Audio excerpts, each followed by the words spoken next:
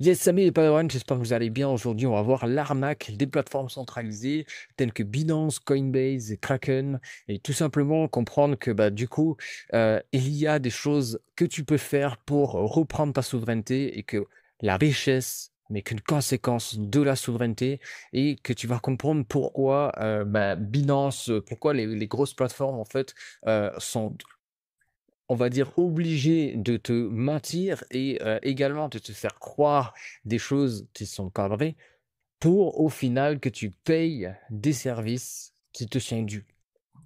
On va voir ça de suite et je vais te faire un partage écran. Donc la première chose, c'est que si tu laisses tes cryptos sur une plateforme centralisée, tu refais la même erreur qu'avec les banques. L'argent ne t'appartient plus, ils font travailler cet argent ailleurs et au final, si on va dire la banque, donc la plateforme centralisée tombe, l'argent ne t'appartient plus. C'est la base en crypto, on dit not your keys, not your coin, not your coin. C'est-à-dire que si tu n'as pas les clés privées pour accéder à tes cryptos, cela ne t'appartient plus. Donc, les plateformes centralisées, c'est vraiment une illusion de sécurité. Alors, oui, c'est plus facile d'accès c'est plus facile d'accès, mais non, ce n'est pas plus sécurisé. C'est même le moyen le moins sécurisé disponible en fait sur les plateformes en fait sur l'univers en fait des cryptos. Vraiment, hein, clairement.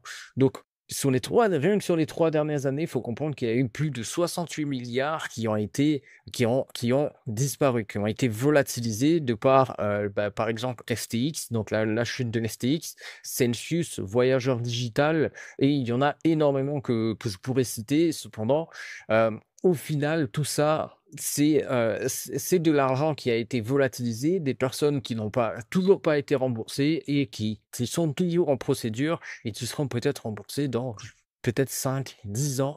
Et cet argent ne leur appartient plus. Donc vraiment, hein, si tu laisses ton argent sur des plateformes centralisées, tu refais la même erreur qu'avec les banques. Ça, c'est la première chose. La deuxième chose est un peu plus insipide, c'est qu'ils te font croire que tu investis et en réalité, tu payes pour leur prêter de l'argent.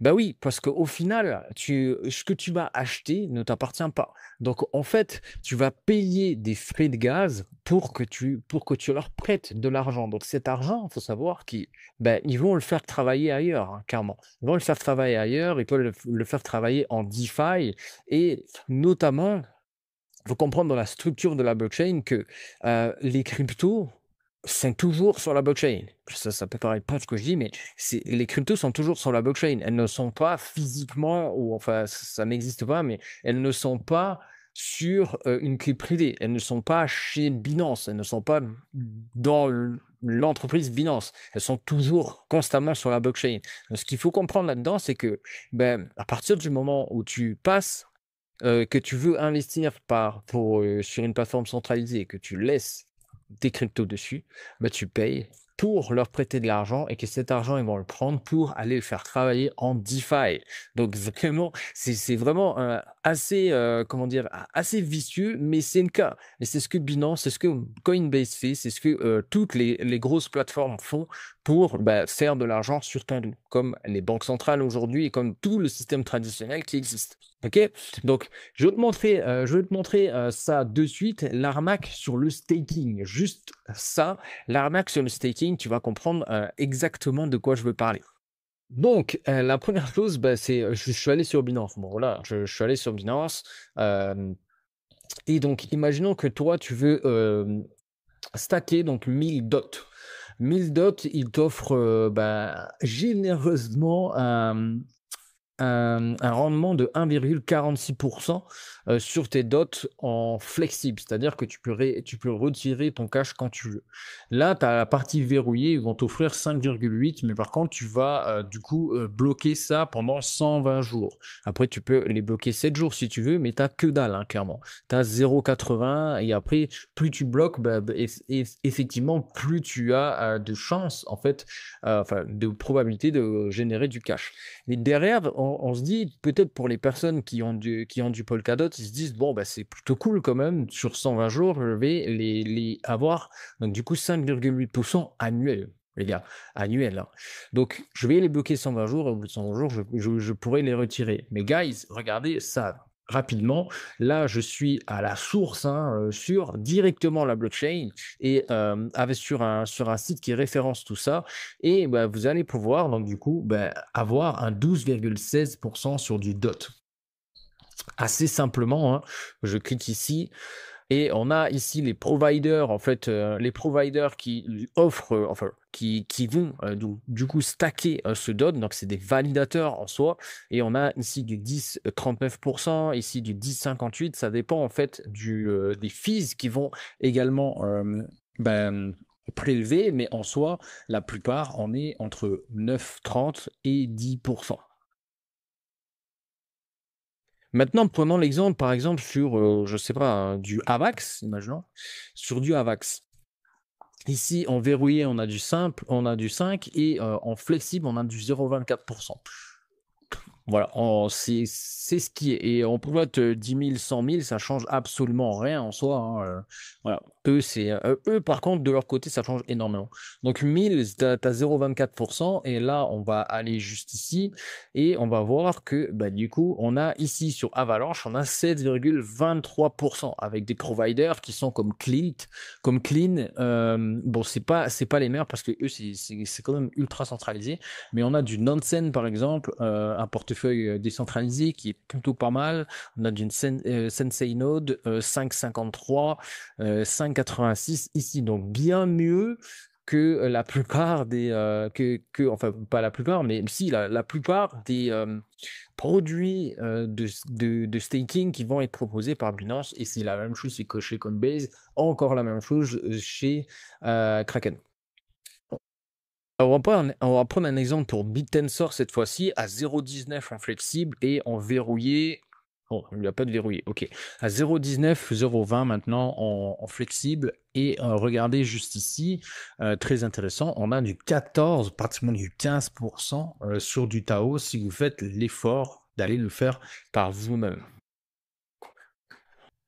Donc maintenant vous allez me dire, bah ouais, mais Tutti, je sais pas du tout comment on le fait. Bah oui, c'est ça où en fait tu es dans le titre, il dit que c'est une arnaque, mais en soi, les gens s'arnaquent eux-mêmes parce que bah, ils pensent que c'est beaucoup plus facile de le faire directement via Binance parce que bah, ils ont l'habitude et ils veulent pas sortir de leur zone de confort et c'est compréhensible, il y a aucun souci avec ça. Sauf que derrière, quand vous voulez avoir de la profitabilité, être rentable et avoir des résultats atypiques, on va dire, ben, il va falloir et il va falloir avoir les compétences de le faire vous-même. Et à la base, hein, la base de la blockchain, c'est reprendre sa souveraineté, à avoir les compétences de devenir sa propre banque et éliminer les intermédiaires. Alors que là, ben, ce que vous faites au final, en passant encore une fois par Binance, vous placez un intermédiaire bancaire, du coup, bancaire mais crypto,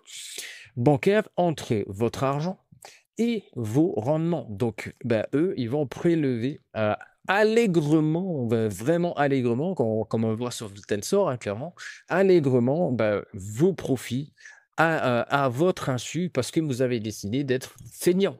Et la feignantise, les amis, ça ne paye pas. Alors, vous faites ce que vous voulez, vous en faites ce que vous voulez, mais moi, mon but, et que vous soyez en conscience, que vous investissez en conscience et que vous reprenez votre souveraineté. Et ne venez pas me raconter que vous voulez être ultra rentable, que vous voulez faire le million, quand vous faites ce genre d'action, que vous laissez votre argent sur des plateformes centralisées. Car la troisième arnaque maintenant, c'est que tu donnes le droit d'encaisser tes airdrops et tu payes pour pouvoir reprendre ce qui t'appartient. Donc, je t'explique qu'est-ce que c'est des airdrops. Si tu n'es pas au courant, les airdrops, c'est tout simplement bah, des largages de crypto pour des personnes qui ont fait des actions éligibles à un largage de crypto. Donc, bah, par exemple, en 2023, en 2022, il y a eu Arbitrum, il y a eu Optimism, il y a eu quoi encore? Il y en a eu plein, hein. Il y en a. Je regarde ça de suite. Hop. Voilà, il y en a eu alors voilà, il y a eu DYDX, Arbitrum, Optimism, Aptos, Uniswap, Blur. Il y en a eu d'autres encore qui sont juste là. Ouais, voilà. Il y en a eu vraiment pas mal. Et je te dis un truc de dingue, c'est que il y avait entre 20 et 25 cas à encaisser de 2022 à 2024 sur ces airdrops en ayant simplement fait des actions ultra simples. C'est-à-dire, il y en a, ben moi par exemple, j'ai eu des airdrops en faisant juste du staking Ether. Donc j'ai eu du Lido par exemple, juste en faisant du staking Ether quand il y a eu le merge. Alors, peut-être je te parle chinois, mais en soi, j'ai fait une action qui m'a permis de toucher des tokens gratuits, donc des tokens Lido, et ça m'a permis donc du coup de pouvoir bah, du coup les vendre. Moi, je me suis même pas posé la question, j'ai directement vendu. Ensuite, il y a eu également Arbitrum. Arbitrum, c'était assez bon, non, c'était un peu plus compliqué à avoir, mais en soi, il y avait moyen d'en avoir assez facilement. Et la plupart des personnes pouvaient le faire, sauf que bah, du coup, vu qu'ils ont laissé leur crypto sur un exchange, bah, ce sont les exchanges qui se sont servis. Donc, ils ont pris de l'Ether, il fallait de l'Ether. Ils ont pris de l'Ether, ils ont fait les actions sur le testnet, donc du coup, de Arbitrum, et ils ont touché tout simplement tes airdrops. Voilà. Donc, il n'y avait pas plus de 20 cas d'airdrop à aller chercher. Bon, c'est pas gratuitement parce qu'il y a quand même du temps à investir là-dessus, mais pour les personnes qui veulent capitaliser, encore une fois, 20K, peut-être que ça changerait ta vie. Et encore une fois, ben, tu as laissé ça à, à l'éminence, je dirais, des plateformes centralisées. Et donc, ce qu'il faut, c'est qu'ils utilisent ton capital pour être éligible au airdrop. Donc, en gros, toi, tu poses de l'argent. Il y a du capital, ce capital-là, ils le prennent, ils vont prendre du risque sur des airdrops, donc ils font les actions nécessaires pour être éligibles pour airdrop, ils touchent ces airdrops, donc ils se font un bag, donc ils font une trésorerie de, par exemple, Arbitrum. Il y a plein de gens maintenant qui veulent acheter du Arbitrum, bah, du coup, ils leur revendent du Arbitrum. Donc en fait, grâce à tes Ethers, ils ont pu être éligibles au airdrop.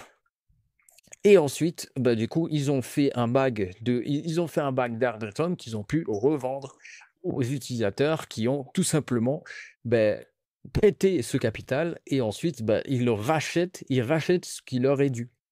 Alors, c'est vraiment vicieux hein, par rapport à tout ça. Donc, si tu n'as pas les compétences de le faire, effectivement, bah, tu l'aurais jamais fait, tu l'aurais jamais touché. Mais sache qu'il y a des airdrops encore aujourd'hui intéressants à aller chercher. Je te mettrai les liens dans la description pour que tu puisses aller voir tout ça.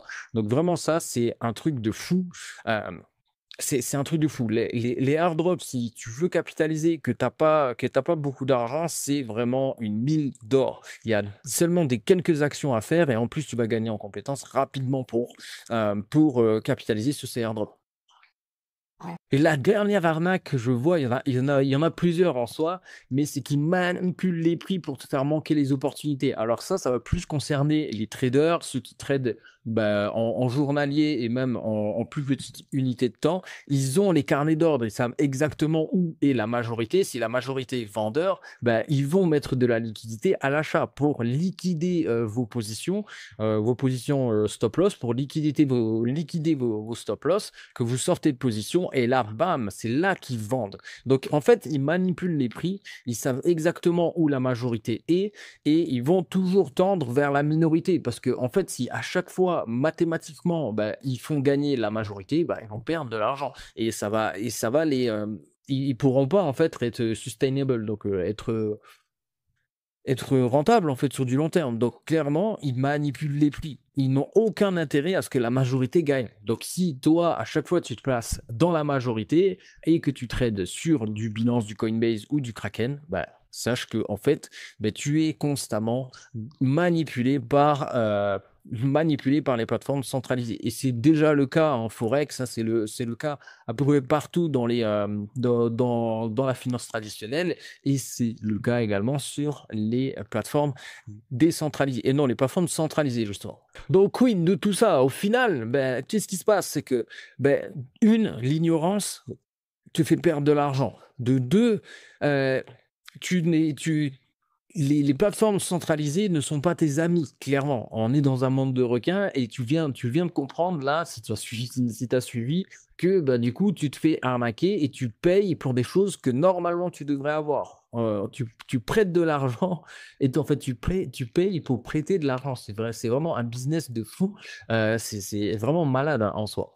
Donc, Également, voilà, les 2 choses, c'est que ton l'ignorance ne paie pas et la 2e chose, c'est qu'on est dans un monde de requins et si tu ne t'informes pas et que tu n'as pas les compétences pour voir, ce qui se passe vraiment, pour lire entre les lignes, bah, tu te fais avoir, tu te fais prendre dans tous les sens, hein, clairement. Donc moi, la solution que j'ai trouvée parce que oui, j'étais dans ton cas également, il y a pas si longtemps que ça en soi. En 2019, bah, j'investissais, hein, également sur des plateformes, hein, centralisées donc jusqu'à ce que je me rende compte que, bah, il y a beaucoup plus d'argent à faire à partir du moment où déjà je suis sécurisé. Faire de l'argent en soi, c'est déjà savoir le garder, savoir le stocker de façon sécurisée. Parce qu'aujourd'hui, il y en a beaucoup qui ont fait énormément d'argent, mais qui se sont fait liquider à cause de plateformes qui ont été, qui sont tombées, à cause d'arnaques, à cause de plein de choses. Donc, déjà, d'une, c'est de savoir sécuriser son cash. Donc, la deuxième chose, c'est de savoir acheter et vendre via d'un DEX, hein, clairement. C'est vraiment ultra indispensable de savoir acheter et vendre via des DEX, donc des Decentralized Exchange, donc des plateformes décentralisées. Et maintenant, toutes les choses en fait que tu peux faire sur du centralisé, tu peux le faire sur du décentralisé. Comprends bien que à partir du moment où les cryptos, en fait, elles sont vraiment sur la blockchain. Donc, pour que une plateforme centralisée se fasse sa trésorerie dans une crypto, par exemple, ça a été le cas, je crois, non, c'était l'année dernière sur Tao. Bah, ils ont fait quoi? Ils sont partis en DeFi, ils ont acheté du Tao et ils ont sorti en fait ce Tao sur des adresses qui leur appartiennent. Mais en soi, la crypto reste toujours sur la blockchain et ils, savoir le faire, bah, c'est savoir faire exactement ce que les plateformes font également. Donc, en fait, tu as les mêmes compétences que la banque. Et c'est ça, encore une fois, je rappelle, c'est ça, être souverain. C'est avoir les mêmes compétences et devenir sa propre banque, hein, vraiment. Donc, sécuriser sur une ledger. Donc, moi, personnellement, j'en ai 2, hein, voilà, je sécurise toutes mes cryptos sur Ledger. Il y a quelques transactions que je fais encore sur des centralized exchange, mais en soi, je fais pratiquement tout en DEX et sur le réseau Ethereum. Ensuite, acheter, vendre via des DEX. Donc, tu peux poser des ordres limites d'achat ou de vente directement sur des DEX également.